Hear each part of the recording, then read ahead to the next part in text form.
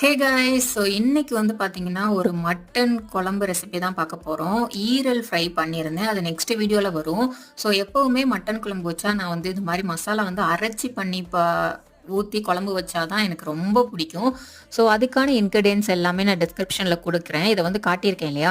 இது எல்லாத்தையுமே போட்டு நல்லா வந்து மையா இல்லாம கொஞ்சம் நறு நறுன்னு அரைச்சு, ஸோ குழம்புல சேர்த்து பண்ணி பாருங்க. அதோட டேஸ்ட்டே வந்து வேற லெவலா இருக்கும்.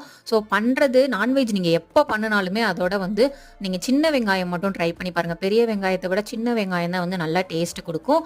ஸோ நான் அரைக்கிறதுக்கும் சின்ன வெங்காயம் தான் ட்ரை பண்ணேன். கொஞ்சம் வந்து குழம்புல போடுறதுக்கும் சின்ன வெங்காயம் ட்ரை பண்ணேன்.